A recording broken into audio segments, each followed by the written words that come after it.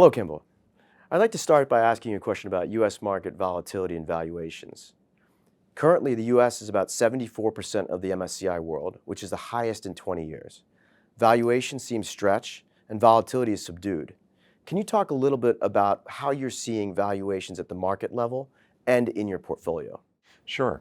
No, I think it's true that the U.S. market seems quite stretched by historical standards. There are just about on every metric you can think of, it's trading at least a standard deviation away from the average over the last sort of 25 or 30 years. And it's not just the top 10 names. Even if you pull those out of the S&P, the valuation of the other 490 names is still pretty high by historic standards. And I think part of this is the narrative around U.S. exceptionalism.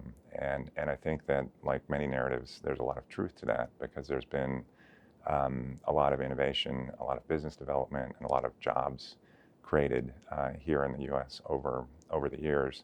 But the question is it sort of priced in at the moment? We've found more value internationally.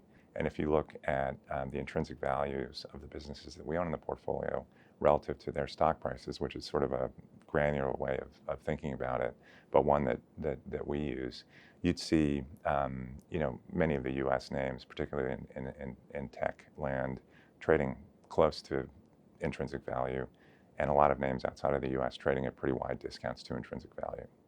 I'd like to ask you a question about gold.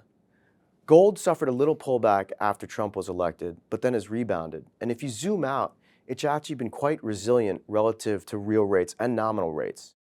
Over the long term, it's typically inversely correlated to those two things.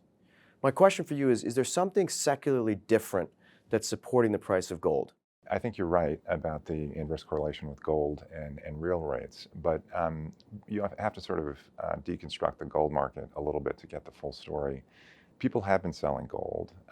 It's really been ETF holders and retail holders of gold. And so you've seen a drop in the ounces that are held by the largest ETFs. And so that's consistent with the real rate story. The side of the demand that's been very strong for gold has been coming from central banks.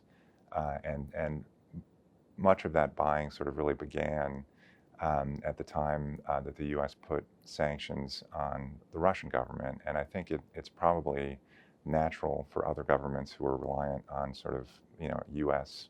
reserve system that's been in place for so long, to consider diversifying a little bit outside of their dollar holdings. And I think that has been part of the story.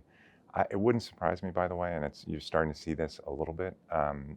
Retail buying is picking up a little bit, which I think is, probably retail ETF buying is picking up a little bit, which I think, given some of the uncertainty around the fiscal situation, geopolitics, et cetera, is probably, kind of a natural thing for people to be considering. Thanks very much for your time today. Look forward to speaking to you next time. Thank you.